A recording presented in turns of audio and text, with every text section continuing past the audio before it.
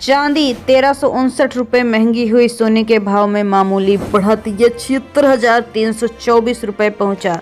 इस साल 12,972 रुपये महंगा हुआ सोना चांदी के भाव में मंगलवार 3 दिसंबर को मामूली बढ़त देखने को मिली। Indian bullion and jeweller association IBJA के अनुसार 10 ग्राम 24 कैरेट गोल्ड का भाव 16 रुपये बढ़कर 76,324 रुपये बंद हुआ है। इससे पहले सोने की कीमत 76,308 रुपये थी। चांदी की कीमत में तेजी देखने को मिली, 1359 रुपये बढ़ाए गए 89,980 रुपये प्रति किलो पहुंच गई है चांदी।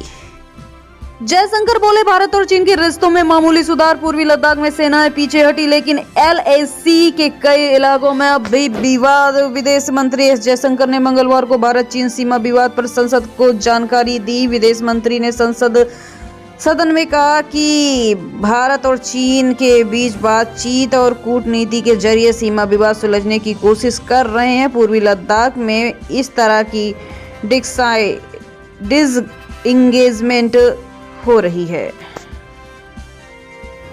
हसीना बोली, मोहम्मद यूनुस अल्पसंख्यकों पर हमले के जिम्मेदार हैं। जनसंहार नहीं चाहती थी, इसलिए देश छोड़ा। ढाका में भारतीय उच्चायुक्त तलब।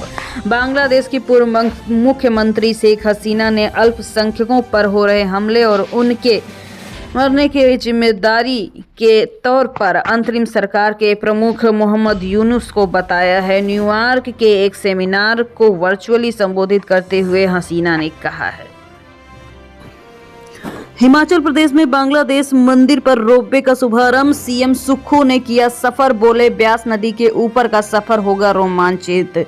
हिमाचल प्रदेश के मुख्यमंत्री ठाकुर सुखविंदर सिंह सुक्खू पंडो के समीप कैंची मोड़ में बगलामुखी माता मंदिर बाखली पर निर्मित 750 मीटर लंबे रोपवे का विधिवत शुभारंभ किया है।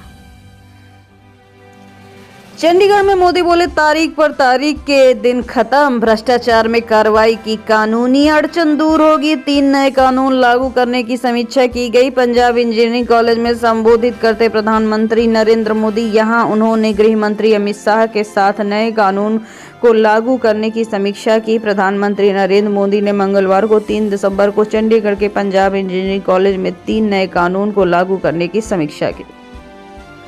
बदायूं जामा मस्जिद में नीलकंठ मंदिर का दावा। हिंदू पक्ष बोला, सर्वे में क्यों डर रहे हैं। मुस्लिम पक्ष का जवाब, सिर्फ माहौल बिगाड़ने की कोशिश। यूपी में संभल के बाद अब बदायूं की जामा मस्जिद चर्चा में है।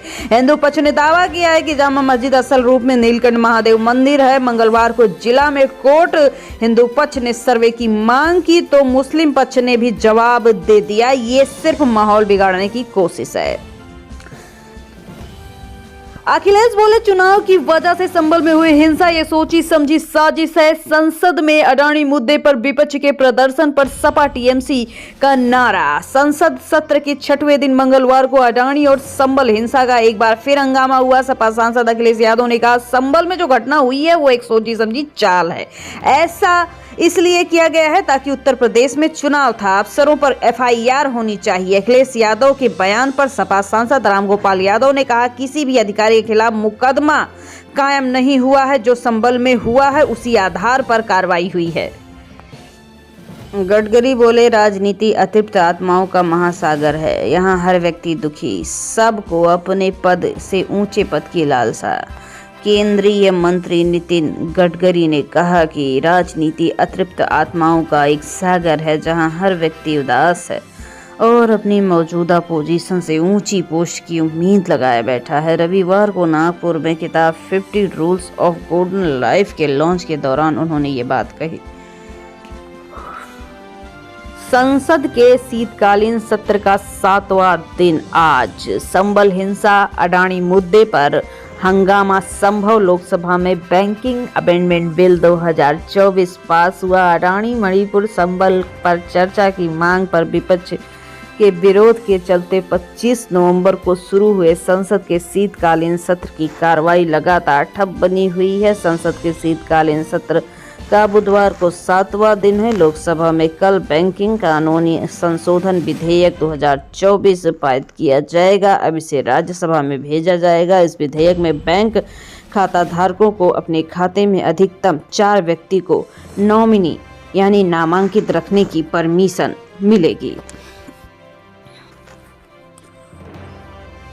महाराष्ट्र में आज सीएम चुना जाएगा, सरकार बनने का दावा पेश होगा। बीजेपी से 19, एनसीपी से 7, शिवसेना से 5 मंत्री बन सकते हैं।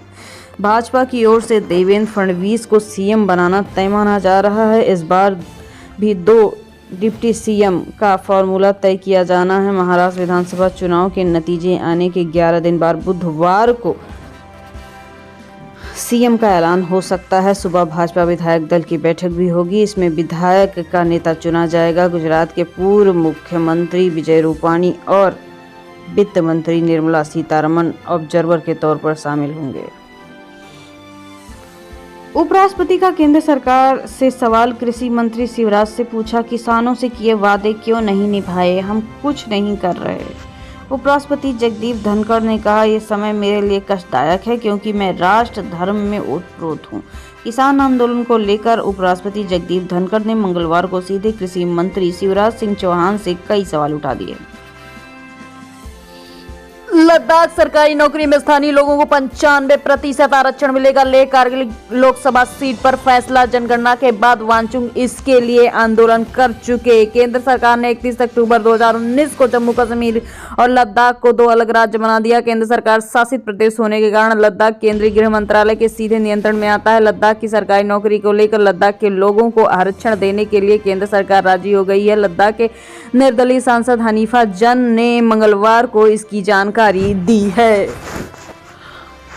750 किलोमीटर दूर झांसी आए, 20 मिनट में चोरी करके भागे, कार की नंबर प्लेट बदली, उसी कार से हरियाणा में चोरी किया। ऐसे पकड़े गए 4 चोर। झांसी में पुलिस ने पंजाब के 4 शातिर बदमाशों को अरेस्ट किया है जो पूरे देश में क्राइम करते हैं। वे इतने शातिर हैं कि 17 दिन पहले चोरी करने के लिए 750 किलोमीटर का सफर तय करके झांसी पहुंचे। महज 20 मिनट में डीआरएम ऑफिस की महिला कर्मचारी के घर में बड़ी चोरी की।